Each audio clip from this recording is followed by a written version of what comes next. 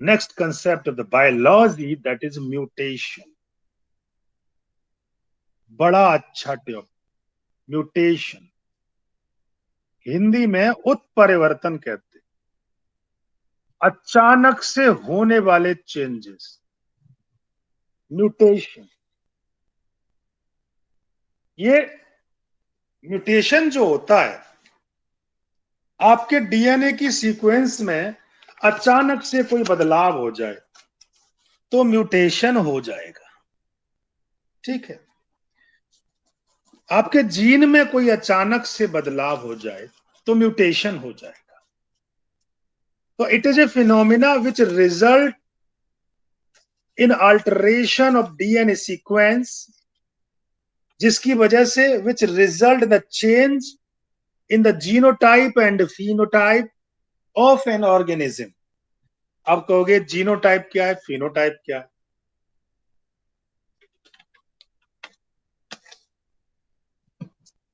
जो आप मुझे नजर आ रहे हो या जो कुछ दिखने में नजर आता है उसे फिनोटाइप कहते हैं। फिजिकल अपीयरेंस को फिनोटाइप कहते हैं। और जो जीन्स का स्टडी कर रहे हैं, जीन्स दिखा रहे हैं, उसमें उसे जीनोटाइप कहते हैं। तो सबसे पहले म्यूटेशन हमें जानना हो। बच्चों, ये जो म्यूटेशन है ये सडन चेंज होता है और एक बार हो गया तो जाएगा नहीं। जैसे हमारे हाथ में 5 फिंगर होती हैं, 5 उंगलियां होती हैं, किसी किसी के में 6 भी होती हैं। तो लेकिन अब ये थोड़ी है, या तो ऑपरेशन करवा के कटवा दो 6ठी उंगली को, ठीक है, लेकिन जरूरी थोड़ी है वो चला जाए, उसकी अगली किसी जनरेशन में आता रहता है, ये तो चलता रहता है, समझे, क्योंकि उसकी जीन्स में ऐसा लग गया। कानों के लोब हो सकते हैं, किसी के चिपके हुए होते हैं, किसी के अलग तरह के होते हैं, समझे। म्यूटेशन तो कैसा भी हो सकता है। तो किसी भी पीढ़ी में, किसी भी जनरेशन में अचानक से ये देखने को मिल जाता है कि ये म्यूटेशन आखिर होता क्या, अचानक से कि अरे ये तो ऐसा नहीं था, इसमें ये चेंज कैसे।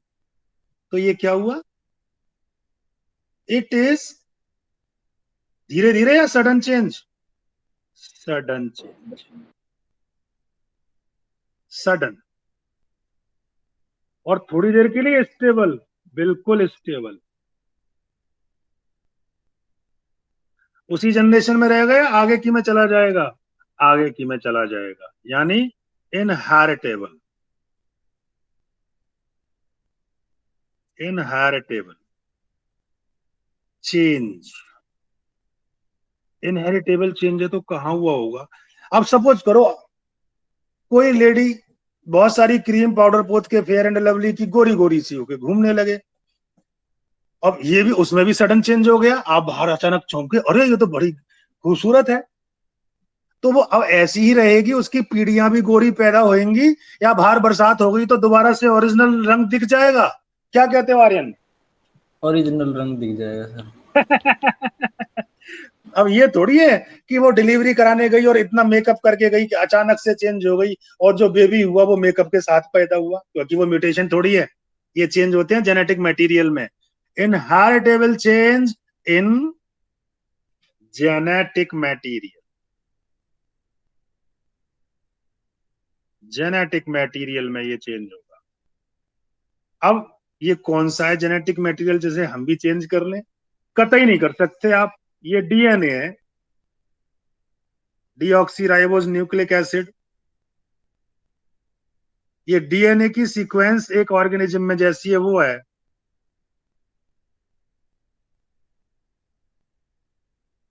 तो फिर ये अचानक इस डीएनए में कैसे चेंज होता है, यही बात तो समझने की थी, वही तो म्यूटेशन है। जिस ऑर्गेनिज्म में ये चेंज आ जाए उनको कहते हैं म्यूटेंट। कौन सा टेंट? म्यूटेंट। द ऑर्गेनिज्म, अचानक किसी पीढ़ी में कोई ऐसा, पीढ़ी मतलब समझते हो ना, जनरेशन, ठीक है, अचानक किसी जनरेशन में ऐसा ऑर्गेनिज्म पैदा हो जाता है जिसके अंदर ये म्यूटेशन हो गया है, यानी विच अंडरगोज म्यूटेशन,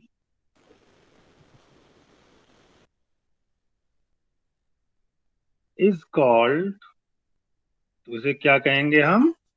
म्यूटेंट। तो म्यूटेशन और म्यूटेंट का अंतर समझ में आ गया अब आपको, ठीक है। और जिन कारणों की वजह से, जिन रीजन फैक्टर्स की वजह से म्यूटेशन होता है, उन्हें कहते हैं म्यूटाजेंस। वो केमिकल हो सकते हैं, यानी the chemical and physical factor भी हो सकते हैं। Physical factors that induce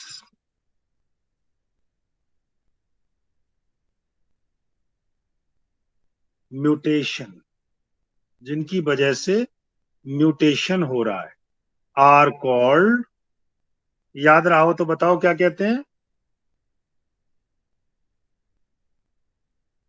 म्यूटेजन। Is that clear? ये म्यूटेजन कौन हो सकता है? जैसे ultraviolet radiation, UV radiation, et cetera. समझ में आ गया होगा।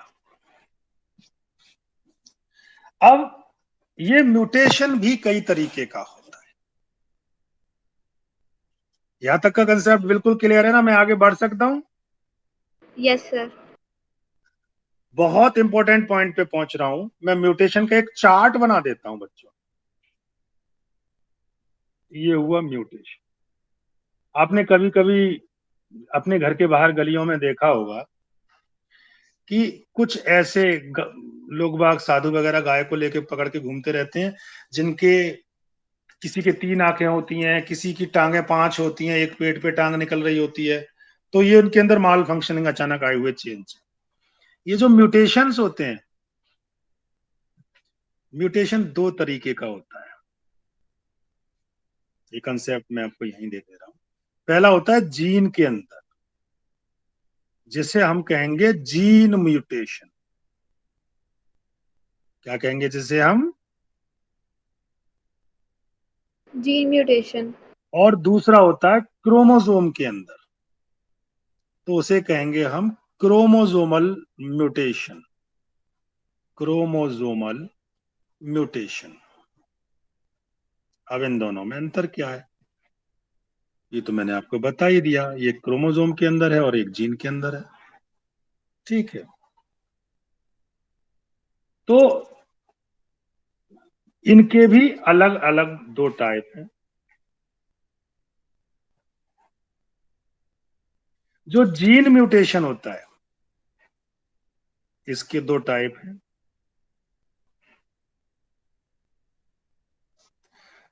पहला, एक पॉइंट पर म्यूटेशन होगा, जिसे कहेंगे पॉइंट म्यूटेशन। दूसरे में पूरा फ्रेम शिफ्ट हो जाएगा, फ्रेम पूरा शिफ्ट हो जाएगा, उसे कहेंगे फ्रेम शिफ्ट म्यूटेशन।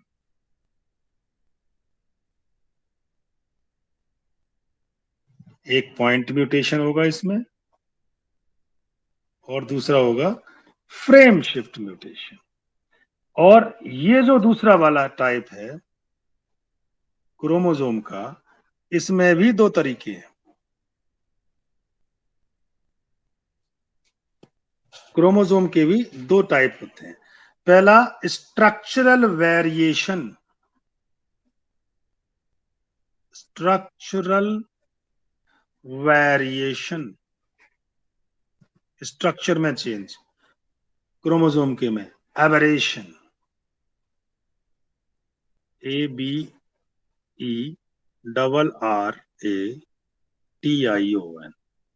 स्ट्रक्चर में चेंज होगा।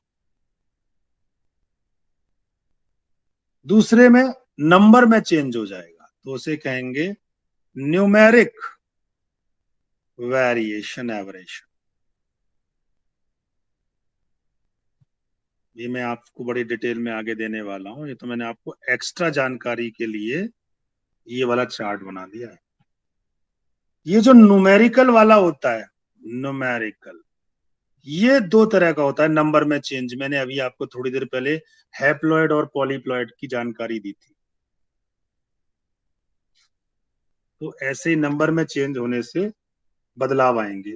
पहला एन्यूप्लॉइडी, ANEUPLOIDY, एन्यूप्लॉइडी। और जो दूसरा वाला होगा, एन्यूप्लॉइडी का मतलब क्या होता है? When members of a homologous chromosome fail to segregate during meiosis, अलग अलग होना मुश्किल हो जाता है, तब ऐसा बनता है। और दूसरा होता है पॉलीप्लॉइडी, जिसमें 3N 4N कुछ भी हो सकता है, पॉलीप्लॉइडी। प्लॉइडी का मतलब आप समझ गए ना, वहीं पे एन लगा देना जहां प्लॉइडी की बात।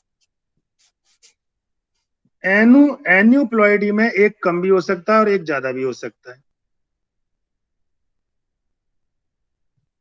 जब एक कम हो जाए तो इसे कहेंगे monosomy, MONOSOMY, lack of one chromosome. और एक ज्यादा हो जाए, दो की बजाय 3 हो जाए, तो उसे कहेंगे ट्राइसोमी।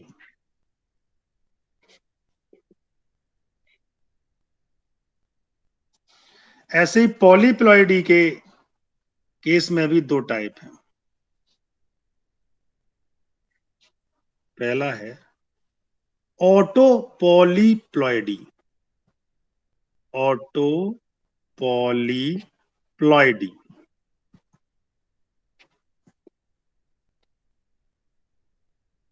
और दूसरा वाला है एलो पॉलीप्लॉइडी।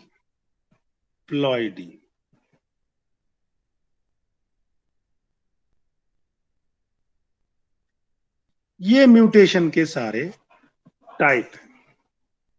अब इतने सारे टाइप बता दिए, समझ में भी तो आने चाहिए, खाली ऐसे ही काम थोड़ी चलेगा। सबसे पहला मैं आपसे पॉइंट म्यूटेशन का जिक्र कर रहा हूं, क्योंकि मैंने ऊपर आपको पॉइंट म्यूटेशन लिखा था। ये रहा पॉइंट म्यूटेशन, ये हरा वाले में।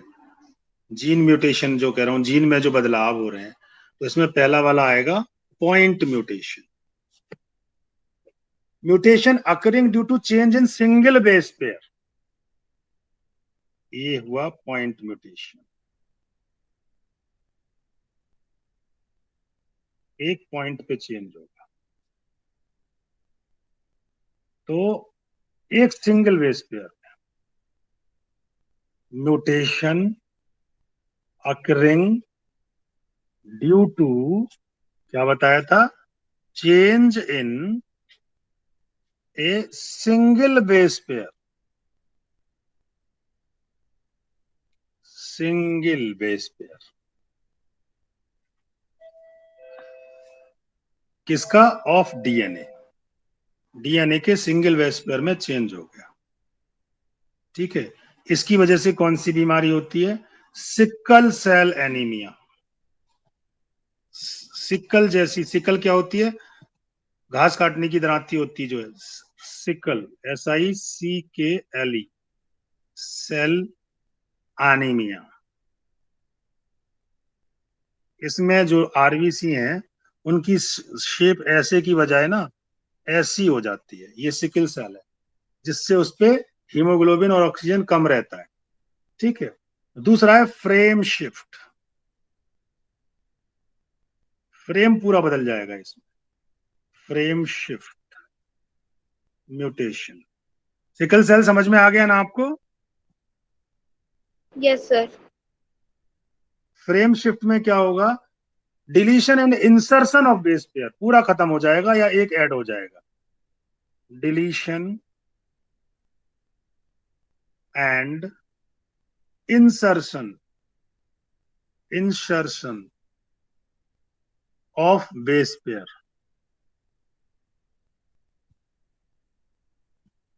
of DNA। अब ये कहोगे ये कैसे, डिलीशन और इंसर्शन से क्या होता है? सपोज करो एक एग्जांपल है, राम हैज कैप। ये एक डीएनए की सीक्वेंस मान लो, इसमें 3 बेस पेयर है, राम हैज कैप। एक बेस पेयर इसके अंदर एंटर कर दो, यहाँ पे एंटर कर दो, और जिसका नाम हो जाए बेस पेयर का नाम रेड, तो नाम क्या हो जाएगा? Ram has red red. Cap. अभी तक कैप था, अब रेड हो गया म्यूटेशन। या इसको एक डिलीट कर दो, ठीक है, कैप काट दो, तो क्या रह जाएगा? Ram has cap, sorry Ram has, खाली राम हैज रह जाएगा। देखो, तो ये हो गया डिलीशन, ठीक है ना।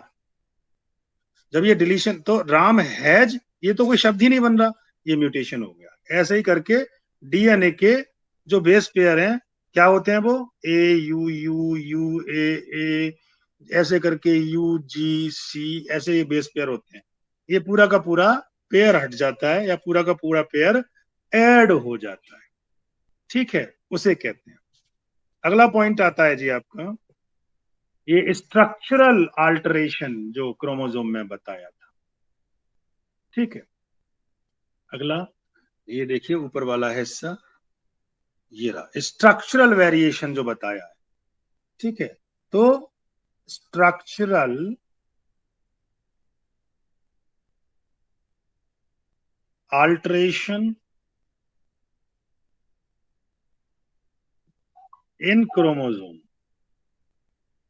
ये भी समझ में आना चाहिए। स्ट्रक्चर में बदलाव हो जाएगा, ठीक है, यानी डीएनए का एक सेगमेंट यानी टुकड़ा टूट गया, तो the loss or gain, base pair नहीं कर रहा मैं, टुकड़े की बात कर रहा हूं, of A segment of DNA results in structural alteration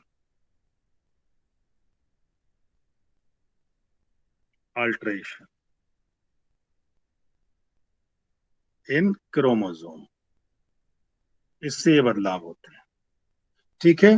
क्यों? ये डीएनए के टुकड़े को क्या कहते हैं? जीन कहते हैं। Fragment of DNA is called gene. तो बिकॉज जीन्स आर लोकेटेड, इस पे जीन्स लोकेटेड होते हैं ऑन द क्रोमोसोम, और वही टूट गए, तो बदलाव तो आना ही है। ये बदलाव घातक हो सकते हैं, ठीक है। ये जो अल्टरेशन होता है, इससे एबनॉर्मलिटी जो हो जाती है, एग्जाम्पल एबनॉर्मलिटी किसमें होती है? Common in cancer cell, cancer होने का ये कारण बन जाती है, ठीक है। अब आता है एन्यूप्लॉइडी, एक शब्द था ऊपर एन्यूप्लॉइडी, अभी आपने पढ़ा था एन्यूप्लॉइडी, ऊपर लिखा था ना aneuploidy, are you there? Yes sir. Aneuploidy क्या होता है? जब ये होमोलोगस पेयर ऑफ क्रोमोसोम में से, व्हेन मेंबर की बात कर रहा हूं मैं, क्रोमोसोम की मेंबर की, members of a homologous pair, homologous मतलब एक समान, जो क्रोमोसोम है, फेल टू सेग्रीगेट, अलग ना हो पाए। कब कब अलग होते हैं? क्रॉसिंग ओवर में। वो कब होता है? मियोसिस में। और अगर वो ना हो पाए तब एन्यूप्लॉइडी अकर, तब होती है एन्यूप्लॉइड। इसका मतलब क्या हुआ? It means there is loss or gain of one or more chromosome.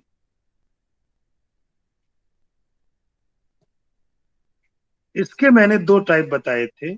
पहला था मोनोजोमी। मोनोजोमी दैट इज कमी हो जाना, lack of one chromosome. Of normal complement, एक का कम हो जाना, तो मोनोजोमी। दूसरा है trisomy. Trisomy that is 3 instead of, वैसे कितने क्रोमोसोम होने चाहिए थे? 2 ऑफ नॉर्मल 2